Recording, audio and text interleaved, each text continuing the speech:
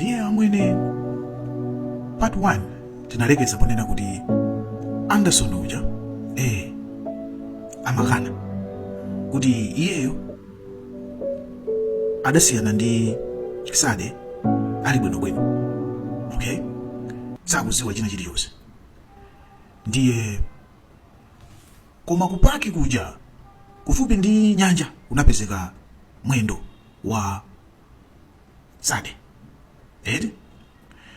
Galimoto yake idapezeka itawotchedwa, koma pafupi ndi galimoto yake padapezekaso mapatsi ena athupi monga phazi dzanja, kusonyeza kuti munthu uja adadulidwa. Ndi pamene ma detectives ananena kuti yayi tione ma surveillance video, ma CCTV cameras. Ndi adamfusa nyamata uja mzungu uja kuti kodi inuyo mutakumana date yanu mudapita kuti ndiye iye uja adanena kuti aya ife takumana tidapita kubala, okay, tidapita out kubala, okay, munapita bala iti adapita bala yakuti, okay, tidapita so kwakuti madetective kusataona kuti izi zizokhulupirira zimene uyu yakunenazi zitichedwesa. Adapeza kuti mwamwayi adapeza kuti pa foni ya Sade padalika apu kenakake kaapu kameneka kamachedwa Life 360. Kaapu kameneka kamachedwa Life 360. Kaapu kameneka kamapanga rekodi mayendedwe a munthu. Ukakapanga activate papo pa phone pakopo kamapanga rekodi kwina kulikonse kumene wapita mayendedwe yako, osati kungoti ngati imene imakhalira zosaga foni zija za ma iPhone tracking zonena kuti foni ili kuti pa nthawi imene yoyo where is the position ya phone. Kapo akaka kamapanga track monse momwe mwadusa, ngati unadusa umwe kamakhala ndithu ndi momwe wewe umadutsa kamapanga rekodi kusunga ujeni imeneyo. Ndi Sade pa phone pake padalika apo kameneka, ndi ma investigators anapanga access kapo kameneka. Ndipo atapanga access kapo kameneka adaona monse momwe Sade amayenda. Ma investigators adalandaso ma phone records nyamata zimene nzunguyi, okay. Ndiye chamba adaona nditu kumene Sade amapita endi amapita direct kukafufuza nanga sikapo kakamanena kuti nthawi yakuti anadusa omwe ndi zinali zophweka kukapeza ma surveillance ma CCTV footage. Nthawi yakuti wakuti ndi amamuona anampeza nditu kuti anali ndi nzunguyi.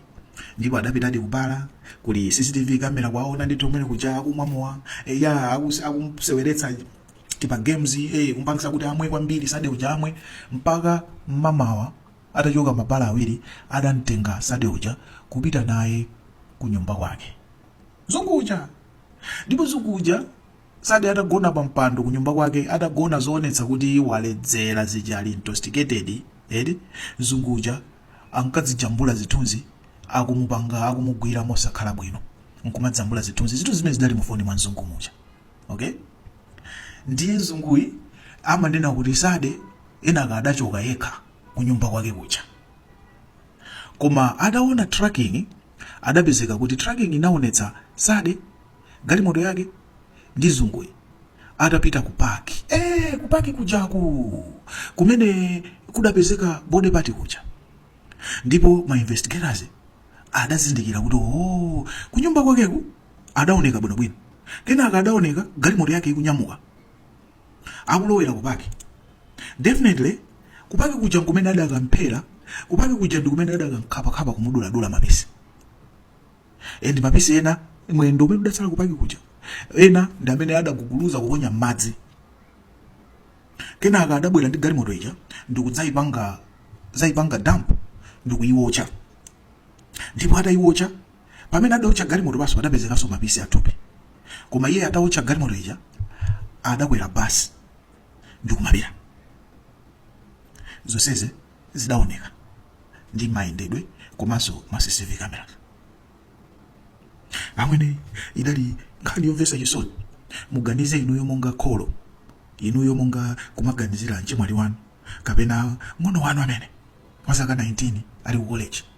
Tsiku loyamba kupita kukakumana ndi mwamuna akuti date ndi kukakumana ndi zinthu ngati zimenezi, moyo wake udathera pamene pasade. Ndi ma investigators atafufuza zonsezi adammanga uyu. Nkhani iyi utero idali ku court chaka chatha chonsechi. And iye olo ku court amapitirizabe kukana. Amene amapitiriza kukana kumanena kuti iyeyo sadabange ali innocent. Iyeyo akumanena kuti mwina sadeyo adakumana ndi munthu amene adampanga chipongwe atachoka ku nyumba kwake. Ngakhale maumboni onsewa adatuluka. Kuliso maumboni anthu amene adaona ma eyewitnesses amene anabwera ku court. Ma eyewitnesses ena adamuona munthu zungu oneka ngati iyeyi adavala kufotokoza zovala zake, adabwera ndi galimoto ija ndikuyimitsa. Maneba ena ankaona pa window mamawa uyo kwabwera mzungu wabwera ndi galimoto. Watuluka ku passenger uyo wayasa matches waponya wachoka. Galimoto ija nkumayaka adaoneka. Koma iyeyi amakanabe.